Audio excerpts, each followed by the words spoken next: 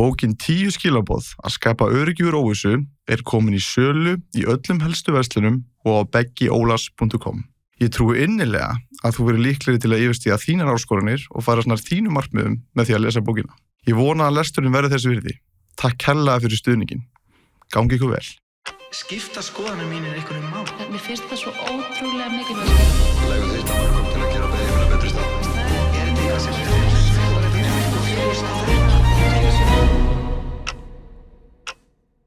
Herri, bræðunni 3 eru mættir hérna. Þorgrímur Már Ólafsson og Lárus Helgi Ólafsson. Skiptuna 3 ár. Skiptuna 3 ár. Loksins. Já, það búið að vera mikil fyrirspurnum að fá okkur í þáttinn, sko. Ég veit ekki á hverju samt.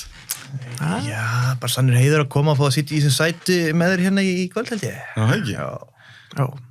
Sko, ég ætla að byrja að tala hérna af því að ég með tóka brúina. Þá erum við að fara að gefa út hérna spilið, þú veit að þessu. 24 spurningarspilið átt að innihalda ykkur samræðum. Ég hlakka til. Sem basically þannig að þú ert alltaf mikill heimspeki kall. Þú fílar að ræða svona hugmyndir. Tóki kannski ekki, hann svona aðeins svona, ekki alveg að klári það, en samt svona milli.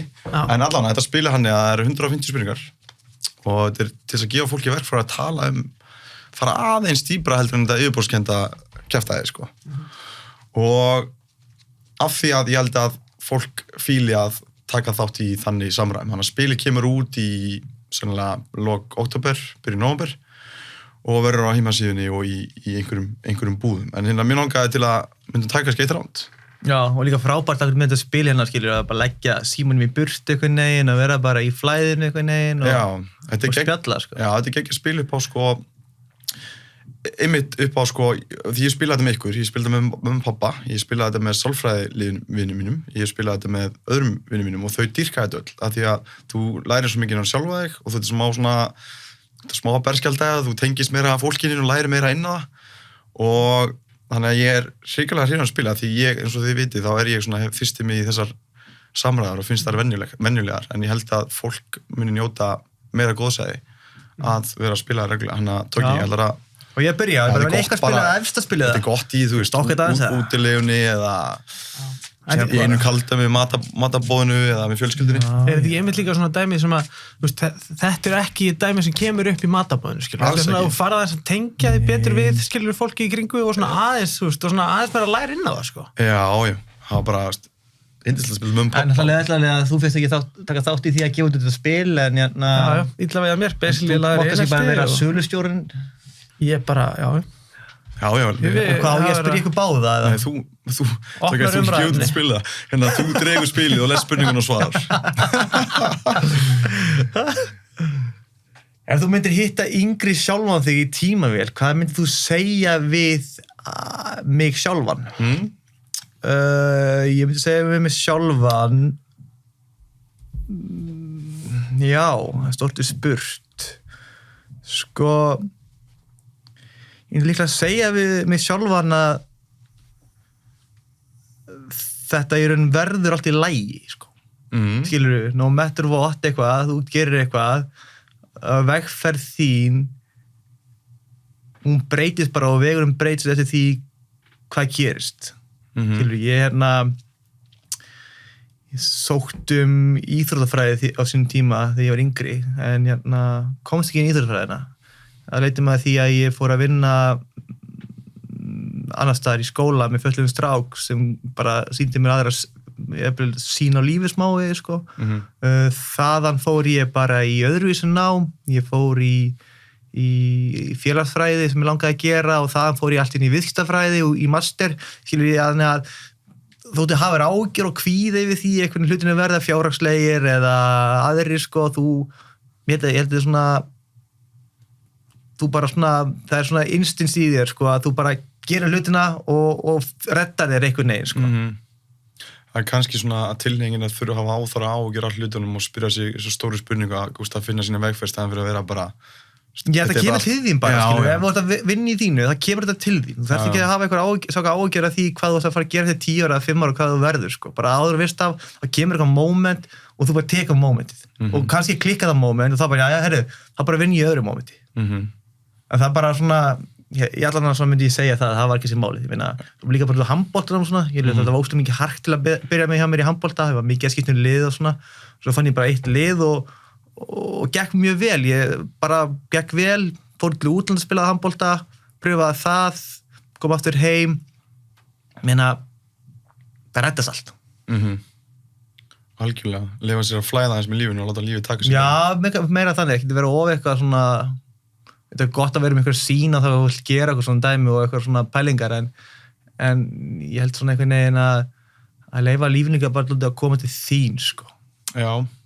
Er það ekki bara þetta reddast sem að Íslendingar eru svolítið alltaf annir að vera í, sko? Ekki vera eitthvað hafa of miklar áhyggjur af hlutur sem hefur kannski ekkert endalist sko, stjórn á, sko.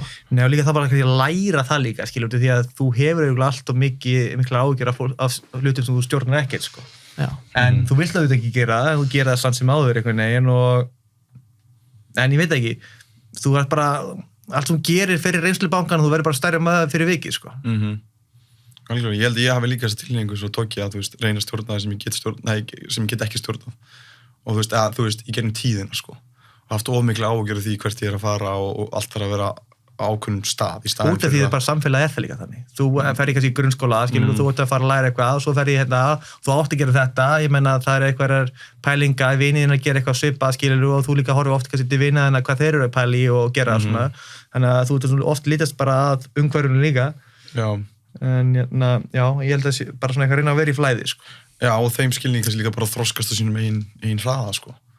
Það ekkert svona yfirþyrmandi ákvarðanir, að fara út að skipta vinnu og svona, þú ert ekki að fara að gera þetta fyrir lífstíð. En það er bara eitthvað sem þú eins og sagðir á, þú bara prófar þetta, virkar, haltu því áfram, svo gerist þau þér áfram, virkar ekki, skiptu það á liðið, það gerði eitthvað annað, það farið í annan nám eða whatever. En hlutinni geta auðvitað að vera erfiðir, skilur. Það er bara svaka, sko, bara það er partur af lífinu. Já, ég meina. Eins og Bjarni Bein sagði hjá það sagði enginn að lífið væri auðvelt. Eða svona, ég tekið alveg með mig þegar það er eitthvað vissin í gangi að segja að það sagði enginn að það væri auðvelt. Þetta þarf líka að vera erfið. Það er eitthvað svolítið pointið í lífinu og ert að vaksa skil sem einstaklingur ef lífið verður alltaf auðvelt. Hvernig heldur þá, segjum bara síðan, og maður kannski sér fyrir sér, kannski, ég veit ekki, svona dæmi einhvern sem hefur það ógeðslega gott í öll og þarf ekki að hafa fyrir neinn hlutum eða neitt. Og síðan þegar sá einstaklingur verður kannski eldri og lendir í það þurfa að glíma því alvöru, skilur, eitthvað svona sjokk eða eitthvað sem það virkilega taka á, þá ofta tíðum bara krassar sá einstaklingur, skilur. Þannig að lífi á held ég bara vera, þetta sjálfsögur þetta ógeðslega skemmtilegt, en þetta er líka viss þjáning, skilur, þú ert að vaksa sem einstaklingur, skilur, og það held ég bara, við gerum mistök, alla gera allir mistök, en ef þið tekst að vaksa úr því, skilur, þá ertu að gera hlutina rétt, held ég. Algjörlega. Ég held að þessi 100% það er bara að gefa lífið sér erfitt og það þroskar okkur alltaf yfirleitt mest, sko. Þannig að en fólk mendir bara í mismiklu mennuleikum og svona. Já, svo það líka, skilur við, og svo bara til aðstoð líka. Það má ekki vera hrætt við það að leita sér aðstoð ef það líður það illa og sér kannski endilega fyrir, sem það bara fá smá bara svo þjálfari í handbolta eða þjálfari í íþróttum eitthvað, þú ert bara að fá smá leiðsögn í því að þú mútt að gera, sko. Já.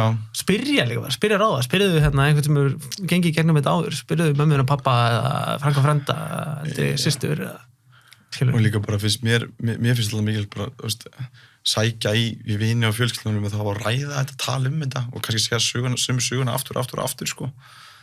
En áttaði á þessu öllu saman, sko. Þannig að djúður eru komin mikið á dýft en ég bjóst ekki þessu. Strax. Nei, þú segir ekki djúpur og bara bombaði hérna. Já, þú bara bombaði þetta. Það var þetta sanna. Það ekki? Hann held það bara. Já, þetta var flott.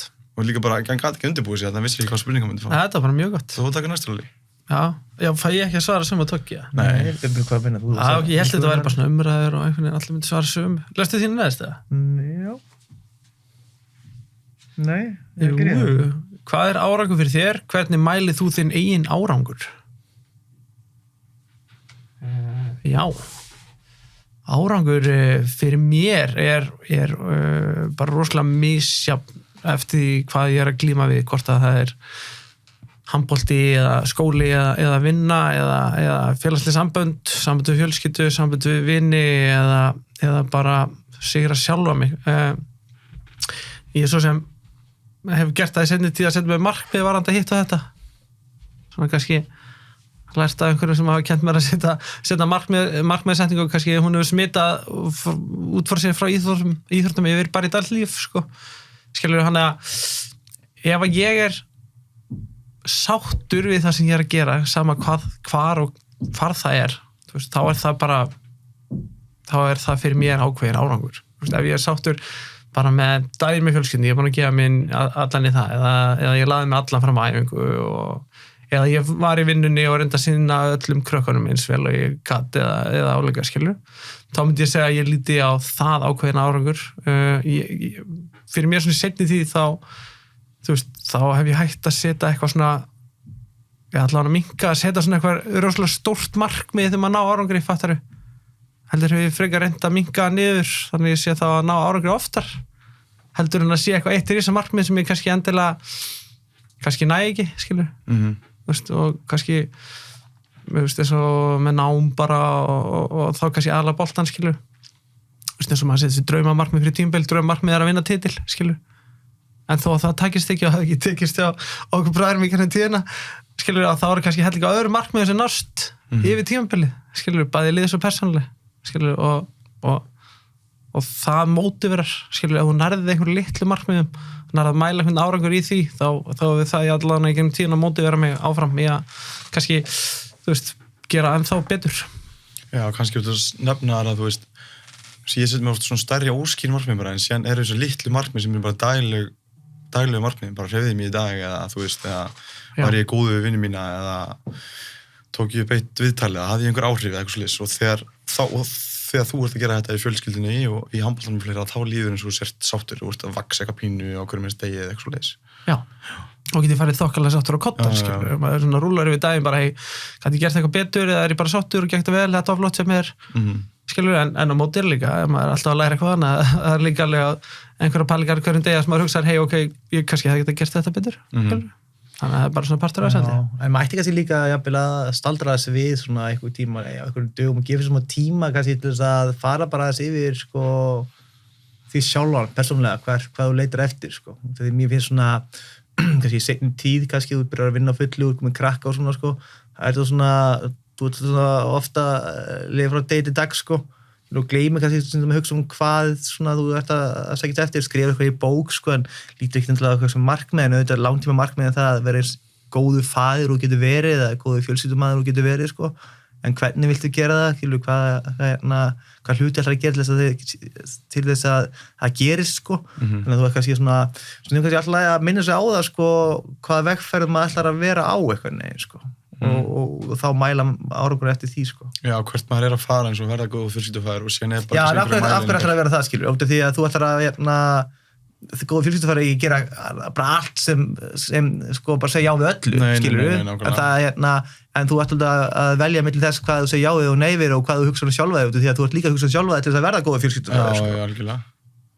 Það er ákveð jafnvægi þar, Þannig að svona mismunandi hvernig árangur, skilur. Gamla það var alltaf árangur bara hvað maður langaði að gera í handboltanum og við báðum tveir, skilur, en sem sendi, að koma annað í aðra pælingar, Algjörlega. En þú? Hvað er árangur fyrir mér? Já.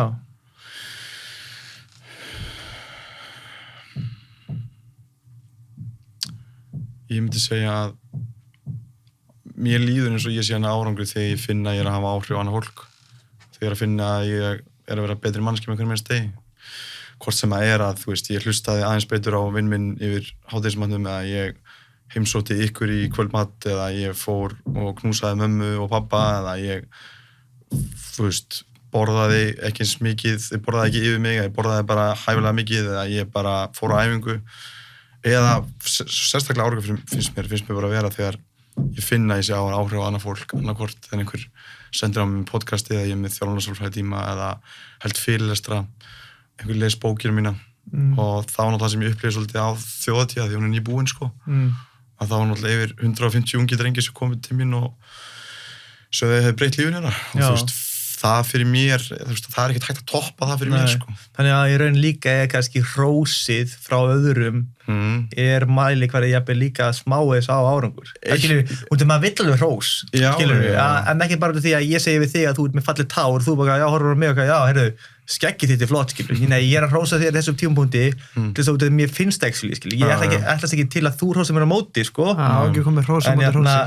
En ég gerir það, ógeðslega gaman, þá fer maður nær í pæli, og það kannski að virka, ég ætla kannski að bara fara oftar í klippingu gera eitthvað hluti, sko. En jú, að sjálfsögðu árangur líka mældur í því hvað aðra fólk lítur á það, sko. Þá, ég lít bara á það sem, því það var svona yfir markmiðið mitt, að ég myndi fólk koma tíminn og segja eitthvað sem ég gerði breytt einhverju lífinar. Já. Og það er ákveðið mælieiningin, en auðvitað, þú veist, er líka alveg vandasamt að vera alltaf að leita eftir hrósum og einhverjum áhrifum frá öðrum þegar, þú veist, þá verður að vera duglegur að hampa sjálfu fyrir bara hvers konar litlu skrif sem maður tekur okkur minnsta degi, sko. Já, pluss ef það er bara þannig að það er enginn að hrósa, ertu þú bara ekki að gera neitt gott? Nei, alls ekki. Þannig að þó að það sé klárlega eitthvað sem peppa mann, ég held að það vilja alltaf hrós, maður ætti að gera miklu meira að hrósa öðrum. Já. Þannig að, ég veit ekki. Þetta er gott í kennslunni að þú getur, það er þetta hrósa fyrir svo óslega mikið og þú talar þetta, þú sérð eitthvað sem er virkilega þakklátur fyrir að hafa gert eitthvað, sko. Þetta er svona gæsahúða moment, sko. Þannig ég held að bara svona hrós, ég held að klárlega ætti að gera meira, en það er mjög fyndið þegar einhver kemur að hrósa mann, maður fer svolítið í kleinu. Maður kunna að taka hrósinu. Maður fer svona alveg bara eitthvað, já, hérna. Ég fer alveg í kleinu, ég fæ hrósi, ég bara, erum við að tala um annað? Já, eða hendir í hrósa móti hrósi, eins og þú ert að tala um, þá er það jafn genuine, sko, ef ég hrósa þér fyrir skyrtu og þú segir, heyrðu, já, þú ert nú bara líka flottir í skyrtu, sko. Ég segi bara oft bara, þakka kærlega fyrir þetta, var bara fallega sagt það, skilur, bara mættu vera fleiri eins og þú. Já, bara flott. Hrósa meira. Maður þarf að hugra ekki í það. Ég er líka eitt varandi hrósi, svo klárum það, sko. Það er líka mikilvægt, sko, ég get sagt þið Tóki, hérna, þú ert í flottum ból, skilur. I know, bro. Eða ég get sagt við þið, skilur, eða bara vel gert, þú gerir eitthvað vel gert. Segjum bara, herrið, Tóki, nú erum við búin að fylgjast þér með sem fjölskyldufæðir og mér finnst ógeðslega vel gert hvað þú ert mikið með hörpu og hvað þú ert tilbúin til að fórna miklu fyrir hana og fyrir Karinu og hvað þú ert flottur fjölskyldufæðir og væri fyrirmynd fyrir marga feður. Þannig er ég búin að nefna einhverja eiginleika við það sem þú búin að gera. Þá líður þér eins og ég fylgist meira með. Og ég er að nefna eitthvað sem þú getur þá bætt ennþá meira í staðin fyrir ég segir bara, þú ert bara flottur faðir, skilur. Já, algjörlega. Þannig að það er líka að nefna, þetta sem, hvað er að vera flottur faðir? Að nefna, eiginleikana við það.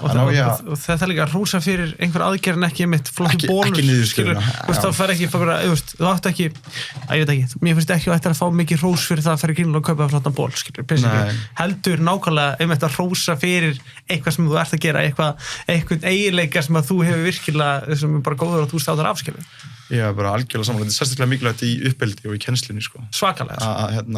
Að hrósa fyrir erfiðin sem létu niðurstöðuna vera veruleikana, ekki bara niðurstöðuna. Og fyrir alla fólk til að heyra, þá er það gífurlega mikilvægt. Nú líka ekkert heyrði ég líka að las bók, nú lest ekki mikið af bókum, sko, og bara aldrei, sko, en las ekkert í bók líka, þú lest, sko, þú ert alltaf hrósa og það er flott, sko, en leiðu, sko, þú ert að lasta og þarf að segja eitthvað betra, í staðinn fyrir að segja, nota boðþáttinn þú, að nota þurfum við ekki bara að skoða þetta betur saman, þurfum við ekki að laga þetta bara í sammenningu eða gera eitthvað svona hlut, þannig að einstaklingur lítur ekki á að það sé að vera skamman fyrir dæmið eða eitthvað svona, mér sko bara svona, þurfum við ekki að skoða það starffræði hjá það betur út af því að við getum alveg gert betur, eða ekki, saman. Og það var svona jákvæðinga, í staðinn verið bara, þú ert ekki að gera þetta nógu gott, sko. Hann er bara, þá er ekki nefndin bara algjörlega undir sviðsljósinu fattari og er bara ég, þú, heldur bara við. Við í staðinn fyrir þú. Sameiginlegt. Þá upplöfun heldur ekki í skömm. Nei, einmitt. Ég sko reynda til eitthvað með það, en ég gerir potið oft þú, sko. Þetta er samt gott bara svona, bara almennt líka bara sem stjórnandi fyrirtæki, þú veist, ég held að það væri bara virkilega betra að heyra, herðu, getum við gert eitthvað í þessu. Já, líka bara í hjónabandi, sannlega, skilur, bara vandamálir er ekki við annarkun aðal, vandamálir í sambandinu, sko. Já, ég segi það, getum við, eigum við að geta að finna einhvern pól á þessu, ef við erum að gera eitthvað, skilur, getum við saman gert það þannig að þú lætum við vita þessu, ég læti vita þessu og við erum að finna flöt á þessu, eitthvað svona, sko. Mér finnst líka oft gott, sko, að segja bara, kannski ef maður vill fara í þú, skilur, og þá verður maður bara maður gerur oft. Já, og hinn aðalinn verður þá fyrir bara í vörð og segja þú, heitir einhverjum móti. Að segja bara, mín upplifun er svo, þá ert þú að segja mín upplifun. Að þetta er svona og svona er hefðin þín. Hvernig finnst þér það lít út? Þá fyrir fólk að ekki mikið í vörð, sko. Þetta er mjög, sko, besta svona dæmið þetta er, þú veist, ef einhver talar um gagnrýni, þá er það yfirleitt eitthvað sem fær fólk til þess að fara svolítið svona í vörð, sko, rífa upp skjöld og sverð, sko, en þegar talað um að rýna til gagns, og þú veist, og ég bara áttast það, þá fólk miklu bara, bara rýnu til gags, okkur eru ekki að gera meira þessu, en ef að fólk fer í gagninu þá bara svona, hvað segir vinur, hvað það sem ég að gera rátt sem að þér finnst að ég ætti að vera að gera betra? En þig líka sko, líka orðið endurgjöf, maður að gefa einstaklinum eitthvað sko. En þetta erfitt að fá gagnrýni stundum. En talandi gagnrýni, þið náttúrulega hafa væntanlega upplifað, þú veist, við höfum allir verið í íþróttum og þið náttúrulega hafa verið í íþróttum líka og það alveg, íþróttum var fyrst vinnumarkaður, það er að vera töluvert beinskettir á íþróttavöllunum ekki og þið hafa verið töluvert beinskettir fyrir hvernig annan genið tíðina. Svakalega, ég alveg að spila handbolta síðan bara í IR bara þegar ég var Kortnúkur. 17 og þú bara 20 sko, svona fyrsta meistaraflokksleikinu held ég. Og ég meina, það bara á æfingu sko, ef ég fór í hraðarhlaup á æfingum og Lalli sendi ekki á mig, þá sneri ég mig við það bara kastaði boltanum betur helvítis aumingi. Skilur, og hann frustaði á móti sko. Og tíðin var það oftast þannig sko, minna, ég lenti mér í slag og tímaðan og mér gróttu í handbolta og eitthvað svona, þetta var eitthvað svona móral sko, eitthvað dæmi og við lentum ykkur vesinni inn í klefa og ég hrindi Lalla og Lalli hrindi að feikað og datt aftur fyrir sig eitthvað og fór eitthvað að róa eftir því eskilita sko. Ég svona var eitthvað niður í þeir fóru upp að skemmta sér áfram og ég leita klukkun og var út á nesi sko, bjóð í grá og ég sagði, gleymdi þessu dæmi, ég nenni ekki verið lengur, ég labbaði heim og þetta var ekkert októberfest helgina og ég labbaði þess að sagt að Hagaskóla og Lalli var að hringi í mig, bara gleymdi ég ekki að fara að svara hann sko, labbaði Hagaskóla og það var trekkhjól með bögglabera í Hagaskóla bara fín loft í dekkjunum og allt saman sko. En ég tek hjólið og ég hjóla heim og ég hjóla alltaf svona ég held að lögga myndi sko, taka bílprófið af mér ef ég tekin sko. Þannig ég hjóla alltaf Hlíðagötu bara í miðju bæ og bara inn í Elladalinn og gegnum skógið þar og kem heim sko, eða kem ég Miðgarð í Remakörinu og fer með hjólið inn í 10-11 og segi við örgisvörðum sem er að vinna það, ég sagði, ég var ræns í hjóli, enda hringdi lögguna og segi maður skilur sig upp í Hagaskóla. Svo vaknaði ég eitt daginn eftir og ég var með samspiltið við því að ég var ræns í hjóli. Þannig að ég fór niður í 10-11, sá hjólið var ennþá á svæðin og örgisvörðum ekki hringdi í lögguna greinlega. Þannig ég fekk jeppan hjá mömmu og pappa, setti hjólið inn í bílinn, keyrði með aftur í Hagaskóla og setti það aftur á stað. Og það var enda í nokkrar dagar og ég sá það, ég kerði framhjá ég var í háskólanum að það var ennþá á svæðinu en ég allan skilaði í sama stað og ég tók það algjörlega ég, eins og með mig, ég ger svo mikla kröfur sko, til þeirra sem að standa með næst sko, hvað sem að þú, mamma, pappi eða Toggi ef Toggi gerir mistök inn á vellinu, þá gjörsamlega síður á mér, sérstaklega það svona einhver klauðaleg mistök eða eitthvað og þá ég alveg bara svona, þú veist, ég ger svo mikla væntinga til það, skilur og það er tvíekisverð, skilur það maður bara vill svo mikið hann sé að standa sér, skilur og gerir úrslega mikla kröfu til hans en við náttúrulega bara verið mjög heppnir að vera saman í liðum öll þessi ár, skilur þar til að nóga, ég maður það einhvers sem skaut nálægt, ég held að það hafi verið Toggi við vorum að hita upp eitt mann í Víkinni hann dundar á hausnum mér, ég fer eitthvað væliði beðan hann vinsalast að gera það ekki náttúrulega, kannski orðaði það ekki svona kurteislega en hann kemur síðan bara í næstu umferð og sko hamrar eins fast og hann getur í áttuna höfðuna mér og endaði bara með, ég var bara öskrandi á hann inn á handboltavellinum sko. Já, það mátt verið þannig bara strákunir er bara strákar, bræður, hætti þessu núna skilur og áorðið jafnvel og við eitthvað svona að rífa kjátt við hvernig annan Já, það er bara allt og mikið þessu dæmi sko.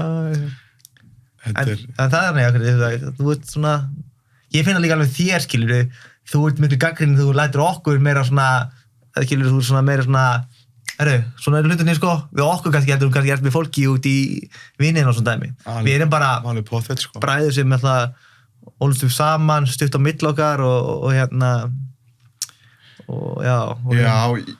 ég líka, hljótum líka bara að fengið til eitthvað á pappa líka, hann er alltaf kröfunarur og setur ákveðnar línur og við mögulega fengið eitthvað, en það sem ég hef lært, bara allt sem ég hef lært í sálfræði og samskipti og svona, það fellir bara dyrnar því hitt ykkur, þú veist, við veitum alveg ég og Toggi, þú veist, Lalli, þú lærir ég og Toggi getum fundið, punktinni á okkur báðum innan bara sekúndna, Já, ég meni, það er ekki langt sér, við vorum að versla jólagjafir henni Smáralind þar sem ég þurfti nánast að segja okkur stráðar, ef þið hættið ekki núna þá bara kaupið þessar jólagjafir eitt, af því að þið voru bara að býta í ykkur alltaf að kaupa eitthvað og hinn ekki og þetta endaði að segja bara í öfuru sannfærs með hinn sagði, jú, gerum þetta og þá var hinn búin að segja, nepp, ég er hætt við, sorry, þína leið og þá hinn bara, nei, förum þína leið þannig að þetta snerist bara í kringu sig yfir eitthvað sem þið voru búin að næstu bara býta hvern annan yfir þannig að það oft annað í sjálfsýr líka eitthvað svona, nei, þetta alltaf læg takk þú þetta ég langar ekki þetta lengur þá segi ég oft eitthvað, já, herru, ég skal bara taka það og taka svona, þá segi ég nei, ég að taka það og það láta því að þú voru eitthvað leggst á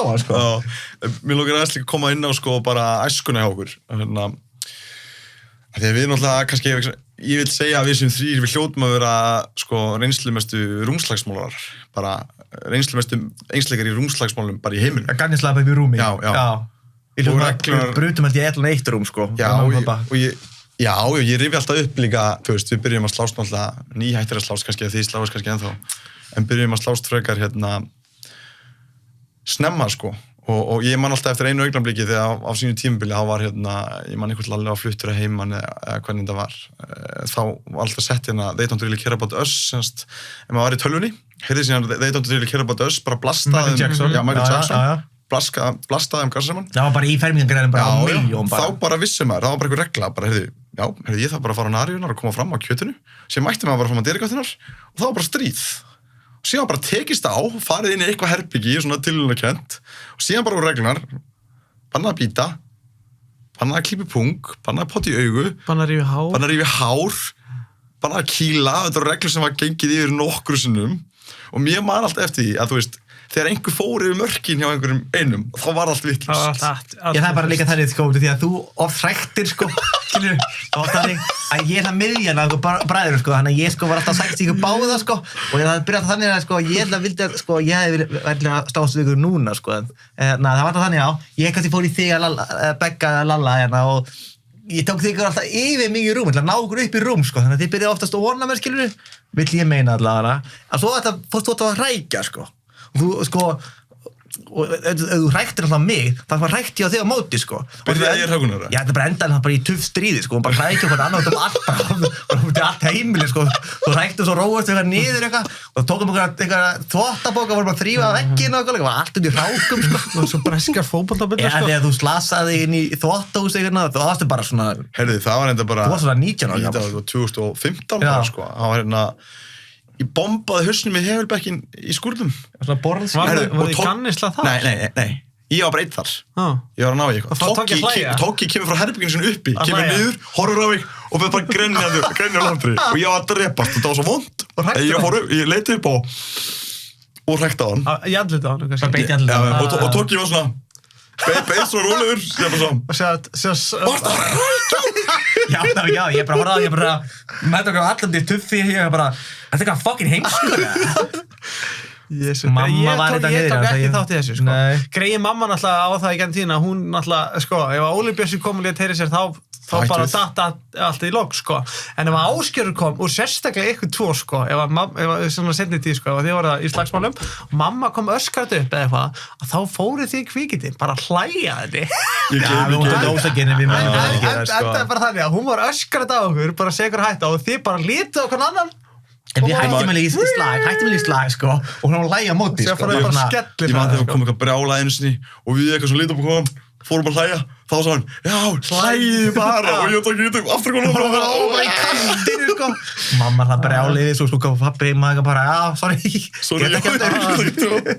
þegar pappi kom og barði svo fast í hurðinu uppi þegar þið voru í garnisla að hurðin fór á hjörunum já, bara tók actually, það var alltaf þannig að það var ekki búin að stoppa líka en það var líka þannig að við byrjum í slag og Beggi tekur ekkert augnatryggi hann tekur báða þumlana á sér og alltaf að íta augunum í minn halda fyrir söguna hana ég var að tala um einhverja stelpu á Facebook Messenger vantarlega já, eða þú lækaði myndina að skrifa eitthvað til hennar og þá sagði ég, hei, og tók svona þrýst í augun á þér þú var báða þumlana og þrýst í augunum og ég eitthvað kýldi að móti þú eitthvað að ég, þú má ekki þetta við mig og ég fóð bara með báða þumlana og það var bomb í hann það var bomb bara á móti og við byrjum í svaka slá pappi, búin að bara vinna sér raskandi, vel þreyttur eftir daginn og þið voru að fara í útilegu það var alltaf svo þið voru sérstaklega brjáluð þið voru gannaslag, þið voru að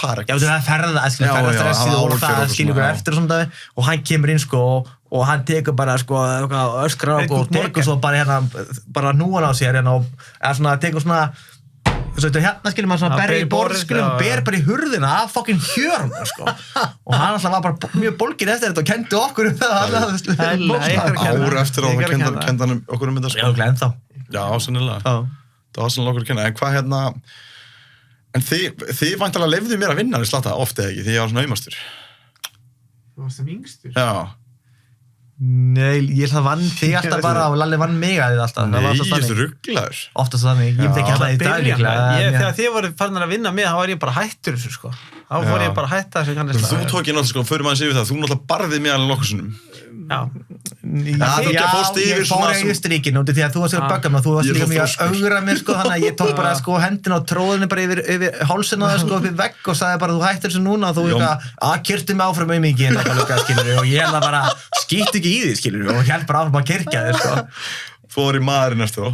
Hæ? Ég var maðurinn þá eftir á. Já, bara vel maðurinn, ég ætla að sá mikið eftir en þú varst bara með stæla, þetta bara lokar sig. Já.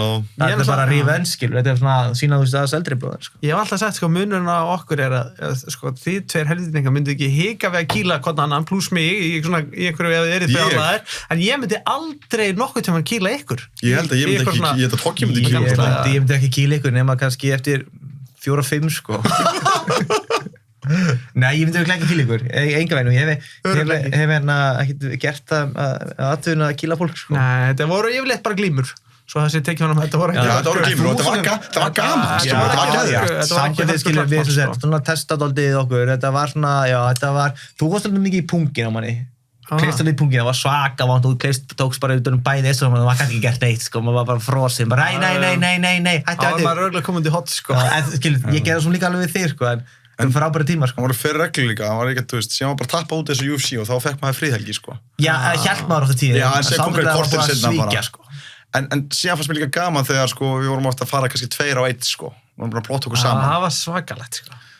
Það var yfirleitt þið 2 mátti mér, á því ég var alstur. Já, nei, svo líka Jesús líka og aðrir sko, en hérna, já, það gaus oft upp úr þessu vissinni hjá okkur. En var oft líka mjög gaman, það maður hyggla mest, þetta var, skilur, þetta er mikið nánd í þessu og svona bræðra stund, sko. Snerting og jákvæða tilfinningar. Já, það var ekki, þú veist, þetta var miklu ofta skemmtilega heldur en að sögðu upp úr. Jú, ég er mikið talsbæðins afrikanisla, sko. Þú lærir svo mikið, þú lærir svo mikið að spila, þú veist, við fórum með mörk og lærið á mörkin og ég held að, þú veist, ég aldrei vilja sleppa þessu upp á bara fyrirslega hæfni, sko. Þarna hættilega að fara í garnarsla, alltaf ég og Lalli, sko, maður fer svona öðru, hefur vel gert einu, sko, að þú svona þroskast svona flest, eða svona fyrst upp úr því að fara í garnarsla, sko. Já, ég var alveg til að fara með ykkur núna bara í Reykjavík með maður.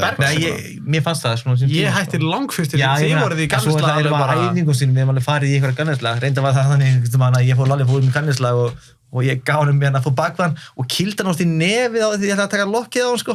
Og hann var alveg nöttar, ég hélt bara áfram að halda hann, ég hélt að hann var í djóka, sko. Og svo bara var hann alveg að springa, þannig ég sleppti honum. Þá hérna var bara, ég er með blána þessari aumingiðin og var bara lag niður hérna og spýtti eitthvað á mig og hljópin í klefa, var þetta ekki háká eða eitthvað líka, eða val, búin að vera svo leið mörgum stöðum, sko. Marga fjörðan sopið í bolta. Það vantar ekki. Mér langaði til að stoppa þáttina aðeins og þakka styrktaraðilum podcastins, en Lavazza og Sumac eru trausti styrktaraðilar ásamt þeim sem ég nefndi í byrjun og Lavazza alvöru ítalsk kaffi, hylki sem umhverfisvæn, kolefnisjöfnuð og passa í allan espresso-vélar og ég er búinn að vera að dæla þess í mig enda mikill kaffikall og ég mæli eindregið með kaffinu frá Lavazza enda eru að tala framúrskarandi ítölsk bragðgæði þar. Sumac er náttúrulega bara langbesti veitingastæður á Íslandi. Ég er búinn að vinna mikið með grillu lambarífunar undanfarið og ásamt því smakka sko grilluð kjúklingalæri fyrir náttúrulega alltaf í grilla ostursveppi og grillar halloumi líka það er mjög gott, ég mæli með hummusin og flatbrauð og ef þú ert í ekstra góðum gír þá ferðu náttúrulega bara í sjörétta matseðilinn sem mese og tekur ég vel vínpöru með og ef þú vilt bara fagna einhverju eiga góða stund með vinum eða fjölskyldumeðlumum eða eiga bara í góðri upplifun í góðum anda sem jákvætt starfsfólk ríkir og góðum matur þá tikkar Sumac í öll þessi box og ef þú ert ekki búin að prófa frá Sumac þá ættir að gera það og ég get sagt það að þú verður ekki svikinn af því að þetta svo allra besti staður sem þú getur farið á ef þú vilt fagna einhverju eða gera vel við þig og þína. Takk kærlega fyrir að hlusta og ef þið eru í stuði þá með ég fara á YouTube og subscribe á podcast-appinu og gefa mér einhvern og followa mig á Spotify. Annars bara þakka ég ykkur kærlega fyrir að hlusta af því að án ykkar þá væri engin þáttur þannig að ég verð alltaf fyrir miklum bara jákvæðum tilfinningum þegar ég hugsa út í það að þið séu að taka tíma frá ykkar degi í að hlusta og horfa á mig og ég virkilega ánægður með það og það heiður fyrir mig og takk einlega fyrir að gefa ykkur tíma í að hlusta það sem gestirnir og ég höfum að segja. Takk hérlega. Munið þið eftir einhverjum skemmtilegum sögum? Tókið þú lumar á einhverjum? Sögum þá hvað? Frá okkur bara. Bara úr okkur, já, æskunni. Sko, maður geggjaði hérna að vera upp í bústað og vera alltaf í glímun í gamla daga. Þá fórum við í íslenska glímu var fyrirvændi í íþróttakappi og var í glíminu og svo vorum alltaf hélt maður alltaf í buxnaþrengina á mótherjunum sko og svo sagði afi stíga og stígu við svona smá dans sko og svo kostu það sem byrja hvað ég segja eftir stígi sko og tók maður á buxuna hjá Lalla sko og girti niður um hann sko þannig að það stóð bara tippin á túnni hjá afa.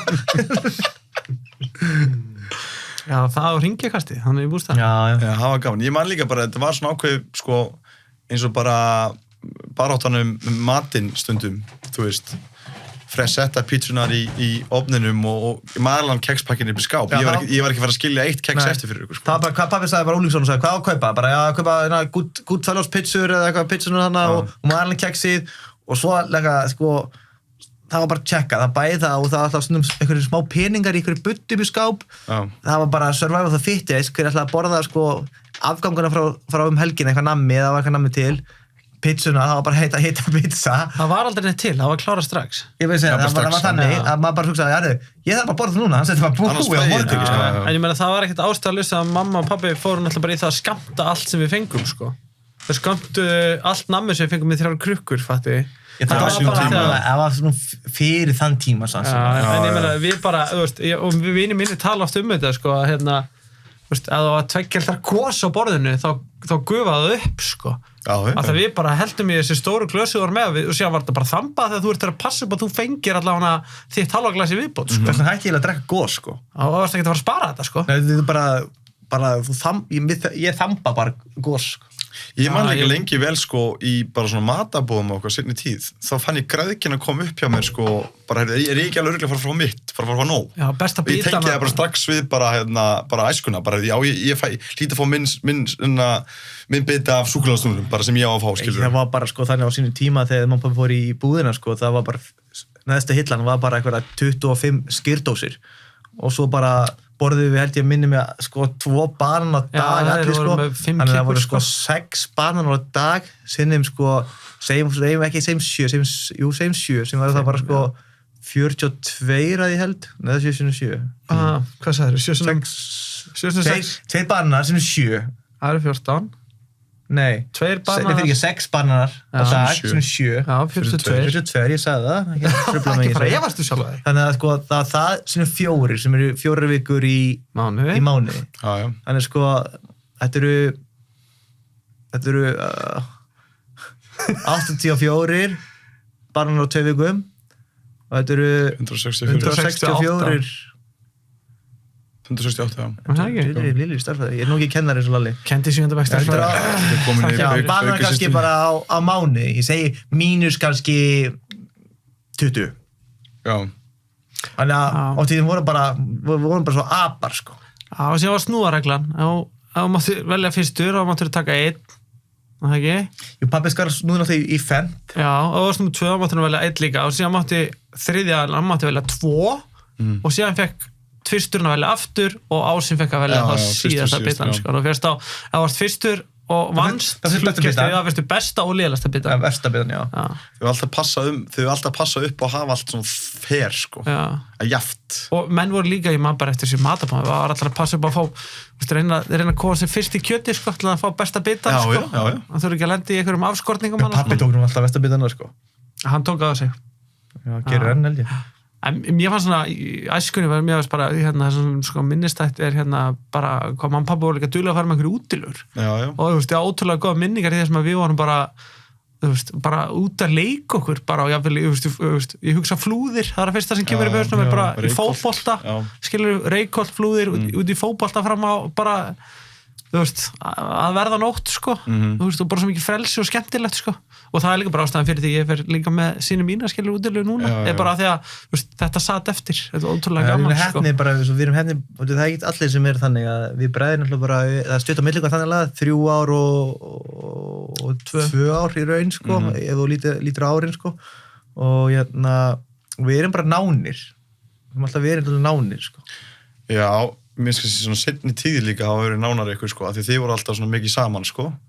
Já, ég veit að bara þegar við byggum saman þá voru alltaf gætt nánir og svo náttúrulega bara svona flytjum við allir í sikur áttina sko, alltaf er minna nánir en sko þetta vitum alltaf af hverjum öðrum en við kannski ekki endilega að heyra svo hverjum degi, ég ætla að hitta Lalla mjög oft og ég var alltaf að æfa með honum sko, en svo í seinni tíð þegar við vorum eldri og kannski erum ekki endilega að leitast eftir því sem við vorum alltaf að leitast eftir sko, að þá náum við betur tekið ykkur mill okkar. Já, algjörlega. Varst þú búinn að draga að spila? Nei, ég var ekki búinn að draga að spila. Mér langaði að ræða sko approachið hjá sko gömlu, af því að sko ég alltaf talaði um það, við fengum besta frá báðum heimum sko. Frá pappa sem var grjótharður, sem bara kendi manni aga og dugnað og bara hugrekki og gera hlutina og bara kemst ekkert upp í neitt múður. Keyra á þetta. Og bara síðan sko mömmu sem bara, ég held að við getum allir sagt það sko, ástin frá henni bara getur yfir Berlín niður sko, og svona hlýjun og umhyggjun og svona frá henni skilur. Og ég held að uppeldið hjá annarkvort mömmu bara, þeir svona gert okkur frekar svona, ég ætla ekki að segja, þú veist, soft bara, já, veikburða í rauninni, bara frá mömmu.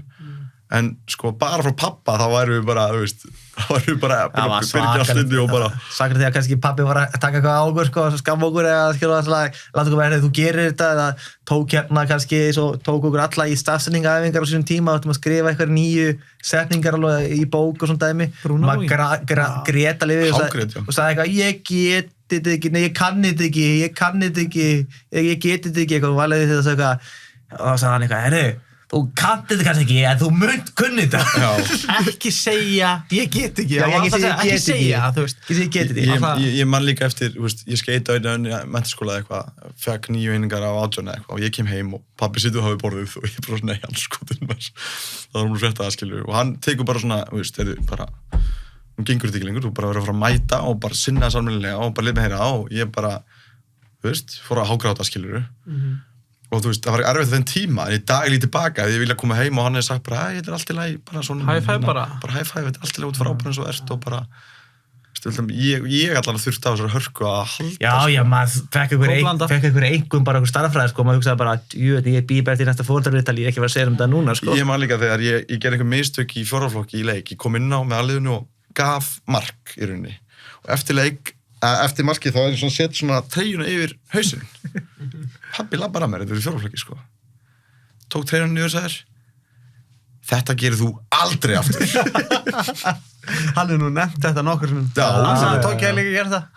Hann tók ekki þetta nokkur sinnum líka. Já, það ég var ekki búin að klikka eitthvað á okkur að beitja á því treyjuna og alveg Pappa þakka ég actually gat eitthvað smá í starffræði og stafsningi mín hún er ekki góð en hún er skána tölvert svona senda árum sko. Svo sagði kannski mamma eitthvað, Óli hættu nú eitthvað líka þá sagði pabbi, Ásgerður, hættu Þannig að já, og mamma bara frábær í sínu hlutverki, hún alltaf fórnaði sér fyrir okkur. Já, hún alltaf ól okkur mjög mikið upp kannski á fyrri ári þar sem pabbi vann mjög mikið skilur, það var oft þannig að sem að pabbi fór bara í vinnuna sína kl. 8 og prófæta fyrir fjölskylduna. Já, og bara þjálfar í handbolta og svo ökukennur ofan af það, þannig að hann var líka að vinna á kvöldin, þannig að hann kom seint og kannski man eftir því alveg sko, maður kannski var komin upp í rúm og hann var að koma heim sjálfur kannski kl. 11:30 11:30 og svona sá hann ekkert yfir daginn sko, að koma alveg fyrir en það er bara því að það er bara skilur að fara bjargir í bú og hann vildi sá frekar það að fara frekar með einhverju spánar og eiga góða fjölskyldustundir þetta er eitthvað að vera eitthvað svona einhverju harki Þannig að hann tók til á sig bara að vinna mikið og mamma mótið var bara með okkur gemlingana heima í handboltinni í herbyggi Já, það drullu mikið vinna ég taka þriðjavaktina fullt á mig og ég er með afrekskonu í íþróttum þriðjavaktið meikrakaði það er fullt af vinnu hvað þú komið 2 eða 3 Hvað þú 3 erfiðar stráka 5 árum alla á þriðjavaktina hvort sem konur að kalla Já, við erum bara held ég mjög heppnir með uppeldi á mörgu leiti þú veist, bara fengið þokkalega blöndu báðum megin held ég og bara það mjög þakkláttir fyrir alltaf ég menna mamma kerði mig, ég veit ekki hvað margar æfingar fyrir Breiðholt eldaði alltaf mat fyrir okkur alltaf klárt, það vant aldrei neitt alltaf til allt í skapnum mamma fór alltaf í búðina ég hef aldrei farið í til dæmis og þú veist og í rauninni bara haldið að fara með handbolta ef mamma hefði ekki gert mig upp í Breiðholt hver einustu æfingu bara lifði ekki svolítið fyrir okkur þannig að hún gerði það fórnaði sig fyrir okkur alveg 100% aftur ég er sjálfsög mjög þakklátur fyrir allt sem maður hefur fengið og bara mjög heppið með foreldrar en það sem ég var ánægð með þeirra nálgun kannski sérstaklega í tengslu við bæði íþróttir og námið það var, þú veist, studd okkur mikið, skilur, bara skuttla okkur æfingar borguðu kannski skólagjöldin, þú veist, í háskóla fyrstu 3 árin minnum mig. Já, hún er heppnir með það. Já, og mjög heppnir með það og leið okkur að fara mót og fleira og svona gátu hjálpa okkur með að sinna íþróttum okkur á skólunum okkar. Já. En svo síðan létuður okkur hafa bara axla ábyrgð sjálf á það sem ég vildi gera Við vorum alltaf að gera sem við ætliðum að gera og við stöndum bara fulli með því. Þau eru ekki að fara að koma og þau myndi alltaf grípa okkur og myndi falla, skilurðu. En þau létu okkur standa á eigin fótum, bara í íþróttum og í skóla. Og ég er ógeðslega þakklátur fyrir það, í staðinn fyrir að, þú veist, pabbi alltaf verið að hringja í þjálfarann, eða þú veist, eða þau alltaf verið, skilurðu, að fylgjast kannski of mikið með og vera of mikið að skipta sér að okkur, skilurðu. Gáðu okkur andrými. Já, svona til að þroskast sjálfur, Taka okkar ákvarðanir og allt að þær. Já. Mér fannst það allan að lítið baka, mjög gott, Það er ágættur bútur. Tóki, við erum að taka hérna Portugalsögunum þar. Svaka saga, þetta var svaka ferð til Portugal. Við komum hérna viku... 2008? Já, komum við... 16, nei, 2006 eða ekki? Þú varst 2006, ég ekki verið 16 ára, þú 14, Við komum viku eftir ykkur til Algarve, eða ekki? Þess að þú varst í fótbolta fjölunni og fjölskyldan kemur svo viku eftir og erum með einhverju flottu hóteli og mamma og pabbi ákveða það að vera eini herbyggi og láta okkur bræðuna vera eina í herbyggi. Það var Lalli komið í kærustu og ég man svo tíma þá var ég komin í IR og það var mikið svona lenska pissa á hvern annan í sturtu. Þeim fannst það rosa fyndið að vera mýga á hvern annan í sturtu sem er svona kannski svona, hefur alltaf verið þetta við viljum okkar alla að mýga á hvern annan þegar hinn veit ekki af einu sturtu. Það er þá? Já, ég pissast út um Lalla, Lalli pissast út um mig, maður veit ekki neitt, Það minkað mikið, það var svona fyrstum sinn þegar maður var að fara í kljáðum. Svo kannski líka nýtt, það þegar einhver að pissa, eins og Lalli pissar, að það tekur maður, býtur skál með höndunum, tekur pissið hans með höndunum, tekur það á sig, og skvettir sín í andlitið. Skvettir í andlitið. Já, það er svoleiðis. Þú pissar ekkert aftur á þann einstakling sem gerir það. Þetta er sem gerist í klefanum, já. Þetta er klefin. Óforskammaður íþrótta-karlaklefi. Já. En Tóki, þú varst nýbúin að læra það mjög á menni styrtu og hvað gerur þegar Já, við nógum mikið að þessu, þú þurftur að velja því fordulum, þú gerði kannski ekki við alla, en það var ákveðin grúpa sem gerði það og ég mann þetta að þú átti styrtu og ég þurfti að pissa, það var alltaf gler bara svona, það passaði að vatnið færi ekki á gólfi, og ég hleyp svona að styrtunni sem var í svona baðkari og tippið á mér inn og byrja að míga og þú eitthvað snýr baki mér og finnir einhvern hita og þú snýr eitthvað við og segja Hey, hvað er það að fucking gera hérna? Og ég er að halda áfram og grenja hlátur og þú hætti bara í sturtunni og lappar úr baðinu og byrja bara að míga. Þú þurftir ekki svona íta því út, það er bara verið í sprengið eitthvað og byrja bara að míga og ég horfa og hleyp í burtu og alltaf svona hleyp í burtu frá þér eitthvað og hoppa upp í rúm og þú heldur bara áfram að míga upp í rúmið og ég bara fekk eitthvað þroskar, ég sofum hérna og þú það er að míga á mig upp í rúmið að drífa á mig, allt laki var til pissi, Það var líka tepp á gólfinu, það má ekki glemma. Þú lappaði pissandi upp á rúmið að það mígandi, Já, og ég skil ekki svona náði bara að halda burna á þess að klippa á burna, Sér varst þú alltaf inn á milli, að grenja og hlátur og sér varst bara, hvað er að þér?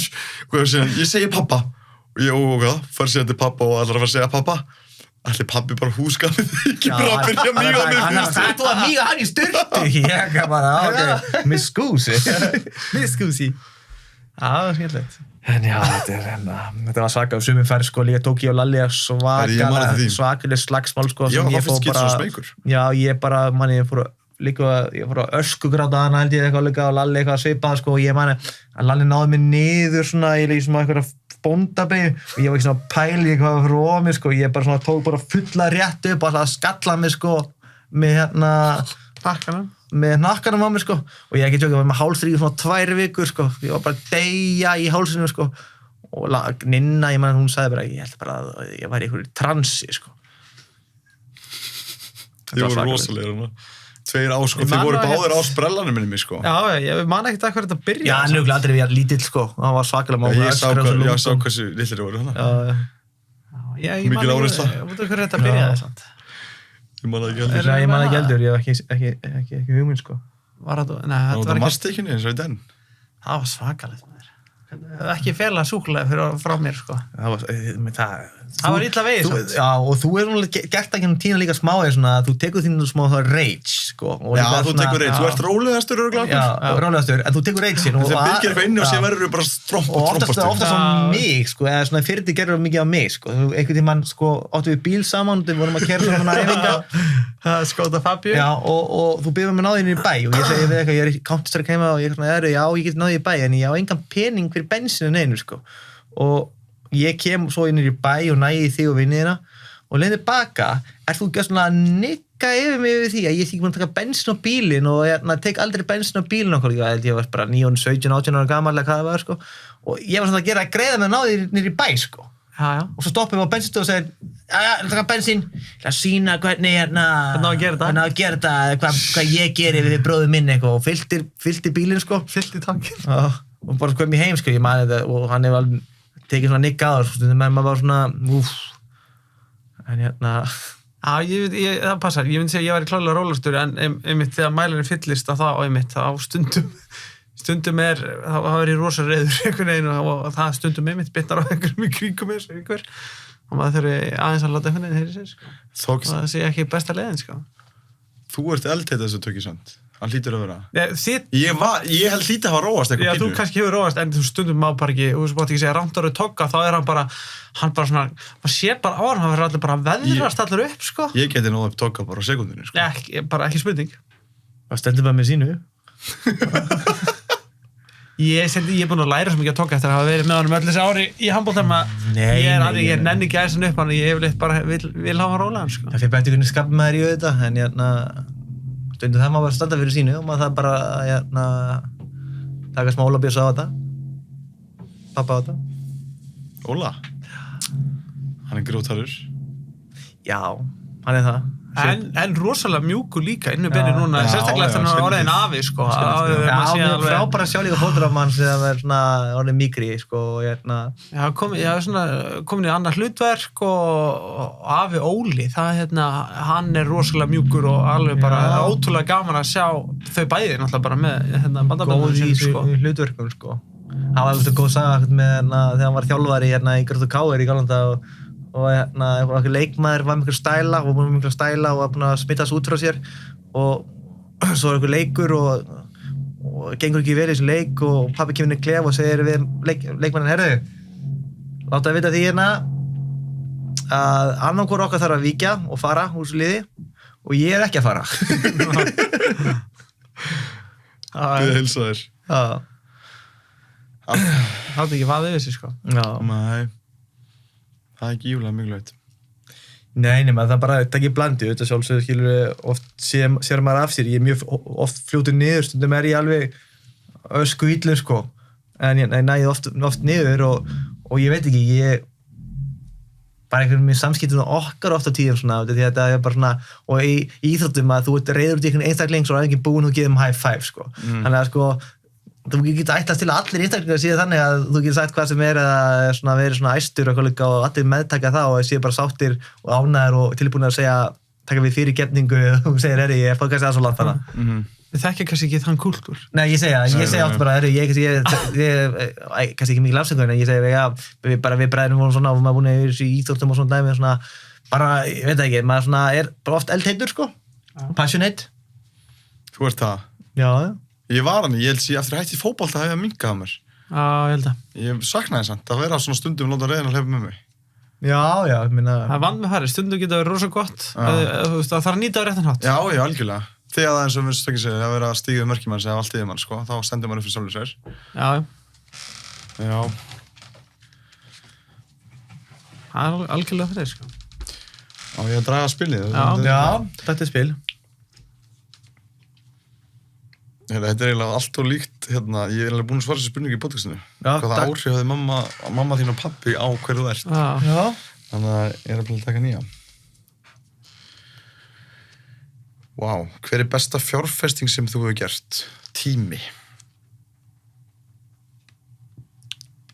Tími, sagði það? Já, fjárfesting í tíma. Í hvað ef ég væri tíma sem hefur verið besta fjárfesting sem ég hef gert? Já, ok. Já, í tíma, ég skilji. Já.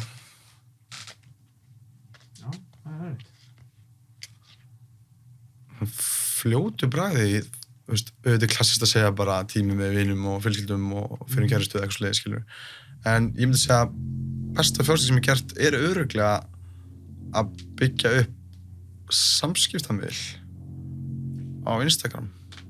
Já. Af því að út frá því þá hef ég fengið svo mikið að tækifærum. Og ég væri ekki með þetta podcast eða væri ekki búin að fá að halda svona marga fyrirlestra eða búin að gera allt eða ná til eins mikið af fólki og ég hefði viljað ná á þess að vera með þá, sko. Þannig ég held að tíminn sem ég varið í að læra inn á þá og að setja út efni, ég held að það sé einhver, af því að það hefur gefið sem mörg tækifæri í að sinna því sem ég vil sinna. Já. Fyrst mikið heita það?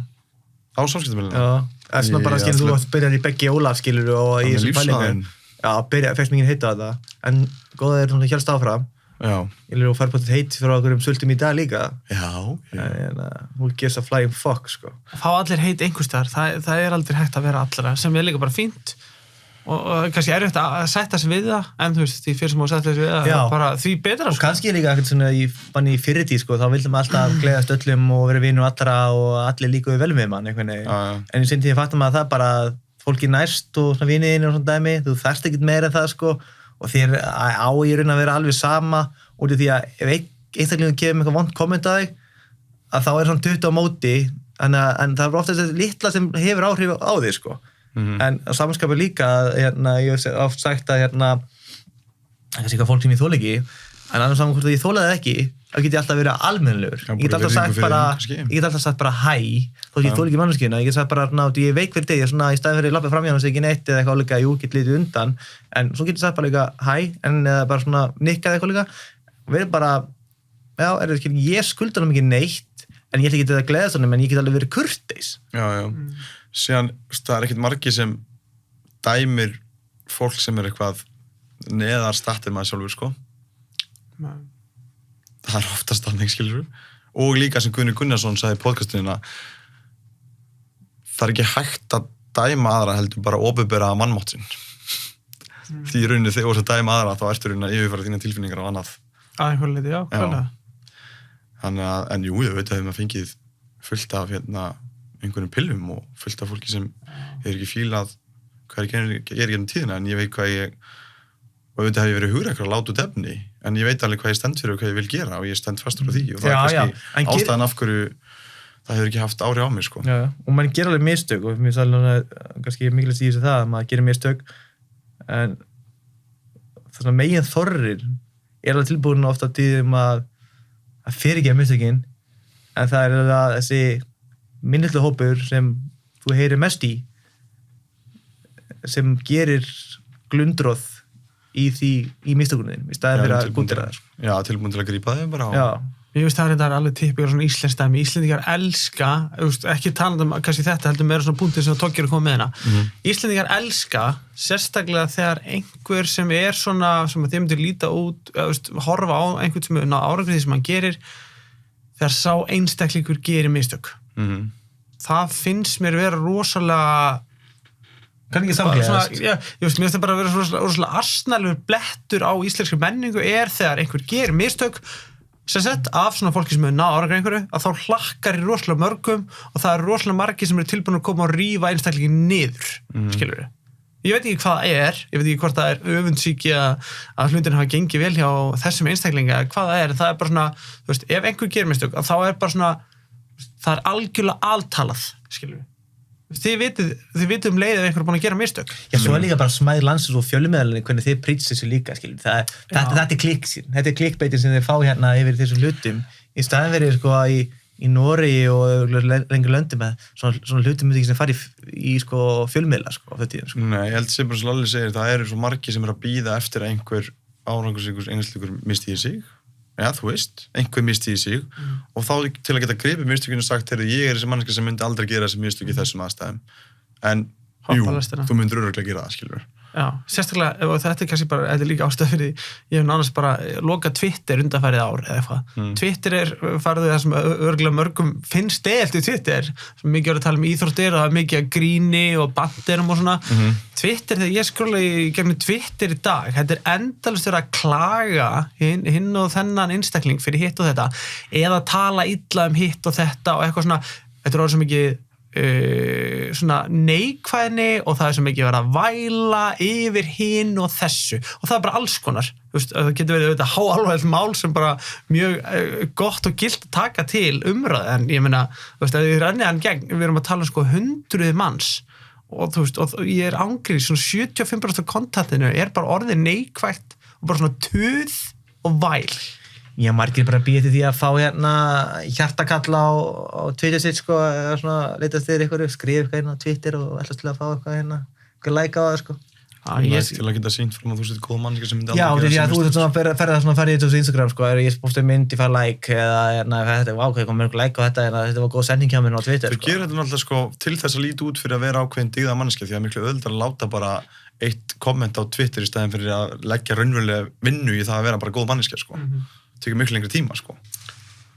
Já, og líka ég var ekkert mann í einhverjum áfanga í háskólum sem talaði er eitthvað, þú veist, er eitthvað góðverk raunverulega sko bara hreint góðverk, það ert að gera það bara fyrir aðra eða ert að gera það einhver leiti fyrir einhvern fyrir þig, fyrir egoið þitt eða ert að sýna það út frá eða fattar þau, og þetta var ótrúlega áhugavert. Fyrst var maður bara, þú bara gerir hellinga góðverk á maður, sem fór kennarinn að taka hellinga dæmum, sem var bara svona, hitt á þetta, og var maður bara svona, bara, já, það meikar bara heilmikið sens sem þú varst að segja. Því að bestu því að þú gerir góðverk akkurat þannig og þú ferður á Twitter og segir að þú hefði gett þetta góðverk, sko. Þú ert að fá fyrir það að þú gerir góðverk, sko. Sína fram á það, sko, veist, ég gerði þetta. Held sem mjög erfitt að gera góðverk og segja ekki innum frá því, sko. Það er það, klárlega, ég meina, já. En ég meina, já. En það fylgta kvundagsveitum mann úti sem hafa alveg gert góðverk og segja bara, ég vildi ekki láta sín sketið, ég lagði inn á X-pinning eða borga þessa körfu eða hjálpa þessu sko. Fallegustu sögum sem maður heyrir ég var að vitna af einhver borgaði mat fyrir einhver sem átti ekki efna í bónus í dag í bónus í gráinu með eitthvað svona mjög stára og svo fallegt skilur ég veit það ekki en mér finnst það bara áhvert endla gerið góðverk samt segið frá þeim rannsóknir segja að 5 góðverk viku geta haft góð búst í velja Já, 5 góðverk er þið búin að gera eitthvað góðverk í dag eða? Svona fljótu bragði það er svo erfitt líka að túlka hvað er góðverk, hvað er ekki góðverk Já, mér finnst bara góðverk þess að bara brosa fram í gimmunni sko. Já, og gerði þetta Ég klesta hann á einn strák sem var svona hugsandi í einu tækinu og hann brosti Ég líka, það var strákur að tala um eitthvað feitið mitt og ég svona, það var líka rósalli baka svo sem ég sagði, bara ferði vel með þetta hár það var ekki að tala um að langa ofta að feita sér sko. Það ferði mjög vel að vera með þetta hár sko. Það var einhvern veginn hrósamóti Við vorum að tala um góðverk og síðan erum við að segja eitthvað góðverk og ættum ekki að gera Ég ætla ekki að segja frá mínu Ég ætla ekki að segja frá mínu Ég ætla að hugsa skilu hvað ég var að segja Ég ætla ekki að segja frá mínu góðverk annars er það ekki Nei, bara hrósa að vera trúr því sem maður er að segja Góðverk mitt í dag var að fara með guttana mín í sund Það er ekkit eðlilega erfitt en þeim finnst það geðveikt þannig að ég held að ég skrifi það á góðverk dagsins Gleði þá Takk Þannig að Lalli byrgir hlutinu þú ert fljótur, þú ert besti húmoristinn okkur Ég myndi að segja ég væri langmesti húmórstur og langmestur að gera djóka sjálfum mér og láta fólk hlæja mér, sko. Þú segir svona sannleikan og segir oft það sem ekki að hugsa, sko. Það sem allir að hugsa en þú ekki að segja. Já, og ég gerir svona svolítið djók, skilji. Ég er svona oft með svona mjög svartan húmór sem ég hlæja af, sko, sjálfum mér og læta alveg að hlæja því líka. En ég líka ibland læti ég hlæja mjög mikið af sjálfum mér og er tilbúin að taka fullt á baki á sjálfum mér í einhverjum húmór, sko. Ég til dæmis gera oft einhver hlut, sko, sem ég veit kannski að væri flott, eða skilju, býr til smá húmór, sko, eins og við vorum staddir á við vorum staddir í Prag í 60-ferð, handboltinn, við vorum að bát í Stóráni hana. Já, og það var ógeðslega leiðileg stemning eða eitthvað í bátnum, bara mjög leiðileg stemning og lítið af fólki og bara, það voru alltaf svona bachelor steggjahópar eitthvað, sko, og ég dró pungin á mér út úr nærbuxunum á mér og labbaði og var að spyrja hvað klukkan væri, skilur við, og ég vissi að strákanandi vissu það að ég væri með pungin úti, sko, það sá það engin annan nema strákanir, sko, og ég hugsaði að kveikja þess á þessari stemningu hennar, skilur, það var alveg frekar boring, sko, það var svona að reyna að peppa þetta, sko. Að þú fær svona, ég vil bara alls ekki saman tók sér finnastur, ég vil meina, ég vil bara lang finnastur þegar kemur að 5-ára-bröndunum. Pappadjókunum, já. Þú verður að henda þessu á klefaumræðum, en Toggi er yfirleitt, eins og þú segir, sko, hann er tilbúin að fara aðeins því extra mile, sko, eins og þetta gefur til kynna. Það er ekkert allir sem fara að rífa bara út af þessu pungin í einhverju bátsverði í Prag, sko. Nei, ég hugsaði bara, ég er aldrei að fara að hitta þess að gaura aftur þarna sem voru í bátnum eitthvað líka, þetta var nú ekki langt atrið eitthvað, en fyndið var það. Hvað er það sem hafa á mig? Ég er kannski þróskastur á okkur, kannski. Já, þú ert sendi tíð, sko. Já, ég gleymi ekki þegar við fórum einhvern veginn í bústað eftir Laugavatni eitthvað, pappi var búinn að skamma þig, þú varst búinn svovandi, pappi skammaði eitthvað og við fórum allir í heimsókn inn í bústaðinn og þú varst í fílu og varst inn í bíl bara í alla bústaðaferðina. Það var Hvernig þetta? Það var ég Flosa, smíðakennarar sem er í dáin í dag, þú grabba minni. Og við vorum á heimsækjan í bústaðinn hans rétt úr Laugavatni og þú beðst ekki bara inn í bíl bara í einhver klukkutíma eitthvað, þú vætlar ekki Ráman að hvað er Bergsveinn? Já, hann er bara í bíl í fílu. Og manni pappi hló eitthvað, hann sagði hann er svo þrjóskur. Ég heldur við séum þetta allir þrjóskir, held ég. Já. Bara mjög vinnu benni, sko. Held ég, er það ekki það? Ég myndi klálega að segja ég væri þrjóskur. Ef ég býti eitthvað í mig, þá vil ég bara... Já, ég er mjög þrjóskur, sko. Þá bara vil ég hafa það þannig, sko. Alveg sama hvað það er, sko. Kannski aðeins skánaði sendi. Þú ert mjög þrjóskur. Þú ert líka mjög þrjóskur. Nei, ég er svona bílhlutun í mér, sko. Ef ég týni einhvern hlut, þá er ég bara, ég þarf að finna hann hlut, sko. Bara böggum mig fáralega mikið í lengri tíma, ég finn ekki hennar hlut sem ég er að leita, sko. Og fyrir bara að leita, þetta er bara svona obsessed of þig, sko. Klálega. Eru eftir að fara yfir eitthvað meira? Ég kannski bara Kaliforníu ferðina þína. Þú ert að fara í 5 ára nám, dóttarsnám út, skilur og hvað, 28 í dag, eða ekki? Ég er 29 í dag. Þetta var 30. Já, ég þínu 5 ára nám einhvern veginn, sko. 2,5 já, 34 kannski. Já. Alltaf bara fara frá okkur. 5 ára, skilur, þú erum 35 ára, skilur, chattingalaus. Á, ég sé hvað ég hræddast við. Já, ég er þú finnir eitthvað stutlan í Kaliforníu bara og festist út bara að verða eitthvað kani, sko. Ég er rosalega hræddur að þú finnir eitthvað Texan girl sem verður bara... Texan girl? Já, ég veit ekki, bara svona einlega exin sem ég ekki teki hérna. Þú bara eitthvað ná að, taka ekki svipuna heldur.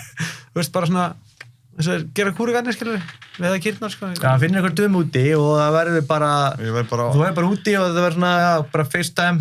Já, og bara einu svona ári eitthvað, eða 2 ári. Gæti ekki þess. Þeir eru smekið við það? Já. Já, svona, skilur, maður veit, 5 ára langa tíma, 35 ára, skilur, og kemur tilbaka, en kannski saman til að það kannski getur þú tekið eitthvað heima og doktorsnámið tekur við rannsóknin heima. Ég get alltaf gert það hvað sem er eftir 1-2 ára, þá getur ég gert eitthvað sem er heiminum, sko. Gæti að raun og vera röglega núna, sko. En þetta er líka reynstreysla fyrir þig, ekki gaman fyrir þig að fara út og aðeins explora líka, sko. Ævintýri að fara út í Bandaríkjunum í nám. Já, það verður gaman að fá okkur út, en auðvitað minn ég sakna þess að vera ekki heima, sko. En Guffi sagði við mig, Guffi, besti vinur minn, sagði, Beggi, ég frétti að vera komið með kellingu, þann úti. Þá fer ég með fyrstu vél út. Ég byrði að fá að setjast í lélega sætinu, helst hljóna krakka, svo ég var ennþá pirraðari. fer sér vesinn í lest, vondur sér mjög þröng og vondur lendi í einhverju vesinu svo tíni töskurum leðina og okkur slis og ég mæti til Kaliforníu og ég dreg þig heim. Já, ég meina, ég skil það vel bara. Ekkert sé eitthvað að því að vera með einhverju í USA, bara ferðinn og Já, við viljum bara hafa það hérna. Held ég. Já, þú líka bara með flott database hérna, sko. Database? Já. Hvað?